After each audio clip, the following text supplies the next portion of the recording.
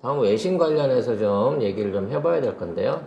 후쿠시마 원전 안에 지금 그 계속 끌어오르고 있는 원자로 1, 2호기 그 안쪽에 촬영의 로봇에 의해 갖고 최초로 이루어졌습니다.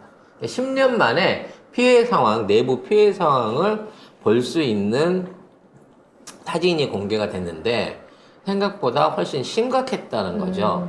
뭐냐? 경남용기가 깨지고 안에 있는 원자력 물질들이 쏟아져 가지고 밑에 흩어져 버렸다는 거야. 즉 주워 담을 수가 없는 상태가 됐다는 얘기입니다. 관련된 기사 먼저 보겠습니다. 네, 도쿄전력이 후쿠시마 제1원전 1호기 원자로 바닥에 구멍이 뚫려 있을 가능성이 높다고 보고 있다고 NHK가 보도했습니다. 이 구멍은 녹아버린 핵연료 파편의 열로 인해서 손상된 것으로 보인다는데요. 도쿄전력은 일부 장치가 떨어져서 구멍이 생겼을 가능성이 높다고 보고 있습니다. 결국 냉각수 심각하게 유출됐고, 근데 문제는 이게 언제 나왔는지 몰라. 그렇지. 언제 뚫렸는지 몰라. 그리고 저렇게 뚫려 있는 그 연료들이 지금 저거 열을 식히기 위해서 계속 물을 뿌리고 있거든요. 네. 그 물을 따라서 지하로 또는 주변 토양으로 얼마나 흘러 들어가고 있고 그게 땅에 스미는지 바다로 흘러나가는지 전혀 알 수가 없다는 겁니다. 문제는 저거를 폐로를 2050년까지 하겠다고 얘네들이 자신을 하고 있고 그래서 하는 얘기가 지금부터 오염수를 버리지만 2050년도 되면 폐로가 완성이 되기 때문에 더는 안 버려도 된다라고 주장을 하고 있다는 거지. 근데 이미 이게 뚜껑이 깨져버려 갖고 안에 있는 알맹이가 흘러나갔기 때문에 기술적으로 저거를 도로 주워 담는 게 불가하다는 거야. 그러면 폐로가 아니라 저 상태로 두고 지가 자연적으로 독성이 사라질 때까지 그냥 냅두고 보는 수밖에 없다는 거예요. 이거는 이제 앞으로 대놓고 오염수고 뭐고 그냥 다 흘릴래. 우리 기술로, 아니 현대인의 기술로 이거를 방지할 방법이 없어라고 백제를 시전한 거예요, 사실 이거는. 근데 이거 8년이 넘었거든요.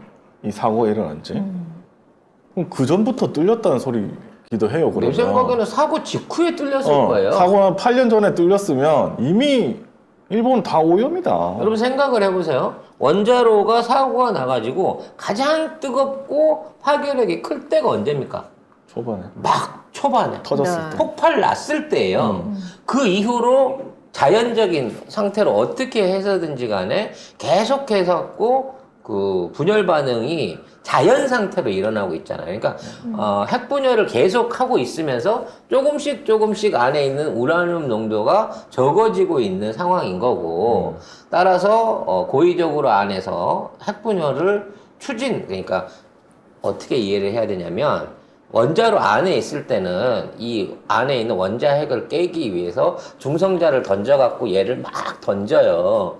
이 안에다가 그 우라늄 원자 안에. 그럼 이 안에서 이제 원자와 중성자, 전자들이 부딪혀가면서 깨져서 분열을 하면서 열이 난단 말이죠. 너무 심하면 연료봉 옆에다가 이제 조절봉이 탄소봉을 집어넣어서 중성자를 흡수해가면서 조절하기 때문에 사실 이거는 자연 상태에 있는 것보다 인위적으로 열을 올리고 있는 상태란 얘기죠. 근데 얘가 사고가 나서 툭 빠졌잖아요. 그럼 자연 상태 발열로 그대로 있는 거예요. 그러면서 조금씩 식어요. 근데 얘가 식으면서 어디 용기 안에 갇혀져 있으면 나중에 그 용기체 이걸 떠내가지고 그러니까 연료봉 안에서 노출이 됐든 안 했든지 간에 그 경남 용기 안에 모여만 있으면 이거를 보관만 할 수 있어요. 보관만 할 수 있으면 이걸 수거해 갖고 어떻게든 처리를 해볼 방법을 찾는데 이미 얘가 오래전에 깨져 갖고 밑에 있던 토양과 흙에 다 스며들어 버렸어요. 그걸 어떻게 어떤 방법으로 수거를 합니까? 그것도 열이 펄펄 나고 있는 지금 이 상황에서 저 흙을 누가 들어가서 긁어올 거냐고요. 결과적으로 폐로가 불가능하다는 얘기예요. 폐로가 불가능하면 현재 우리가 할 수 있는 방법은 그 체르노빌 원전 사고 때와 마찬가지로 콘크리트로 몇백 미터 되는 산을 쌓아가지고 그 안에서 계속 분출하고 있는 방사성 물질이 빠져나오지 않도록 피라미드처럼 아니면 거대한 시멘트 무덤처럼 얘를 덮어버리는 수 말고는 다른 방법이 없는 거예요, 현재로서는. 근데 이미 8년 전에 터졌는데. 8년 전에 했어야 되는데 그리고 지금 이것도 로봇으로 간 거예요. 사람이 갈 수도 없어요. 사람이 못 가, 지금도. 어마어마한 방사성 때문에 사람이 들어가면 바로 피폭되는 순간 죽어요, 그냥. 그래서 지금 저거는 못 건드리는 상태에서 유일하게 처리하고 있는 게 그 원자력 물질에다가 뿜어낸 물인 거고요. 그 물이 땅으로 스며드는 건 해수가 안 되고 유일하게 다시 환수가 되는 이유는 기존에 남아있던 구배관을 통해 가지고 순환 배관을 통해 갖고 그게 흘러나오고 있는 거예요. 즉 원래 냉각을 위해서 로타리 순환을 할 수 있게 된 그 배관에 물이 차올라 갖고 그걸 식히면서 그 물들이 흘러나오고 있는 것만 모아놓은 게 오염수라는 거지. 따라서 흡수되거나 공중에 날아갔거나 다른 데로 새나가고 있는 물의 양은 사실상 계측이 불가능하다는 겁니다. 이 오염 정도는 점점 더 심해질 수밖에 없다는 거죠. 그리고 우리가 알고 있는 오염수 이외에 훨씬 더 독성의 물질들과 더 높은 오염 물질들은 주변을 전부 다 싹 휩쓸어 버렸어요. 주변의 토양과 주변의 대기와 뭐 등등 밑에 있는 지하수나 또는 바다로 연결된 어떤 미세한 통로를 통해서 계속해서 새나가고 있을 가능성이 높다는 겁니다. 그럼 왜 쟤네들은 아까 말한 대로 그냥 콘크리트로 덮어버리지 않고 저거를 할까요? 남아있는 시설이라도 쓰려고 그러는 거예요. 이 상황에서 남아있는 시설들을 돌려가지고 돈을 벌어보겠다는 거예요. 결과적으로는 이 처리를 안 하고. 이기적인 생각이네요. 그렇죠. 그러니까 기업적인 마인드를 일본 정부가 용납을 해주는 거야. 돈이 얼마가 들든지 간에 오염수 방류하지 말고 끝까지 보관해! 라고 말하든가. 아니면 뭐 양희원영 의원이 와서 특별방송에서 얘기했습니다만 오염수를 다시 뿌리라는 거죠. 오염수를 니들 말대로 오염수가 걸러가지고 핵종이 제거가 된다 그러면 니들이 갖고 있는 오염수를 재처리하고 재처리한 물들을 다시 뿌려가지고 농도를 진하게끔 걸르라는 거야. 계속해서 새물을 넣지 말고 활용수를 해갖고 그래서 조금이라도 오염수가 덜 나오게끔 하고 그렇게 걸러낸 오염수 중에 할 수 없어서 보관해야 될 것들만 계속해서 보관을 하라는 거지. 이게 지속적인 비용이 계속 들어가는 게 싫다는 거예요.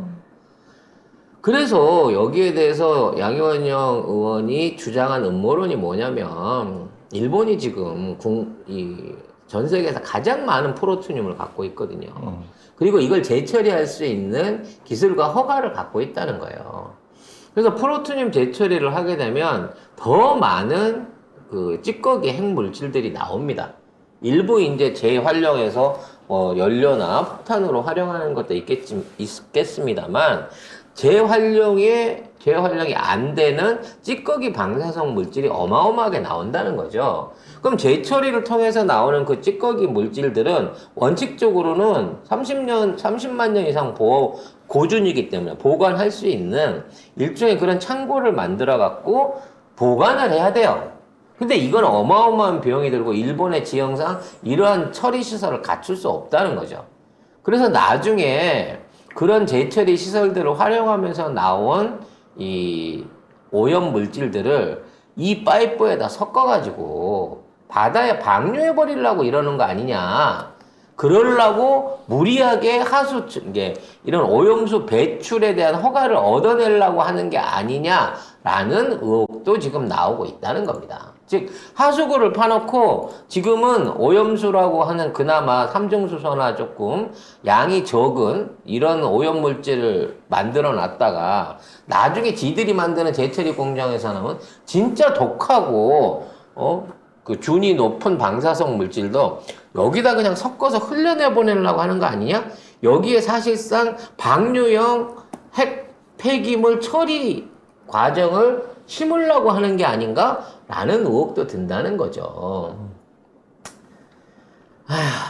많은 분들이 이제 뭐 당장 내년부터 뭐 이제 7월부터 방류니까 물고기 못 먹겠네, 우리나라 수산업 다 망했네, 뭐 이런 말씀들 하는데,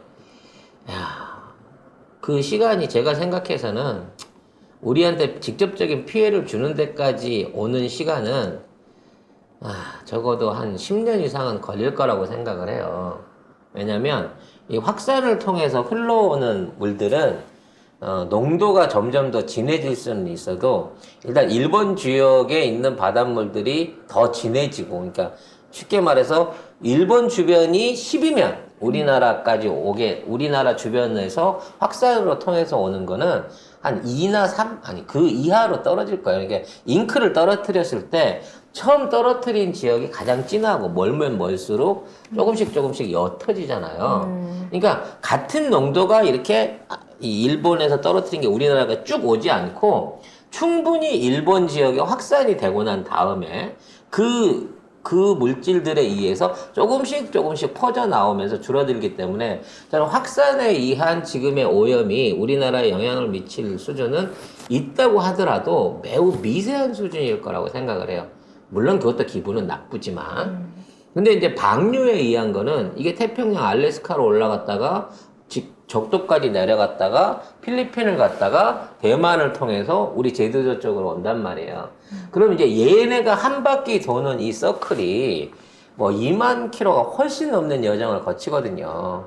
그럼 방사선 핵종 같은 경우에는 무게가 무겁기 때문에 사실상 중간에 계속 조금씩 가라앉는다는 거죠. 그러니까 우리하고 일본하고의 직선 거리는 300km도 안 되겠지만 지금 있는 방류에 통한 해류를 통해서 흘러가는 이것들이 우리나라에 의미 있는, 단 1도 안 온다는 게 아니라 우리한테 나쁜 해를 끼칠 수 있는 만큼 오는 데까지 걸리는 시간은 상당한 시간이 걸릴 수 있다는 거예요.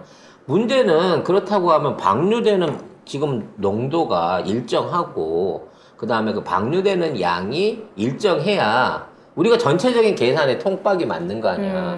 근데 뜬금없이 저런 굉장히 고농도의 폐기물이나 이런 것들을 무단으로 슬쩍 흘려갖고 방류를 해버린다고 하면 이거는 훨씬 더 빨라질 수도 있고 전 세계 해양 생태계를 다 망가뜨려 버릴 수도 있는 거거든요.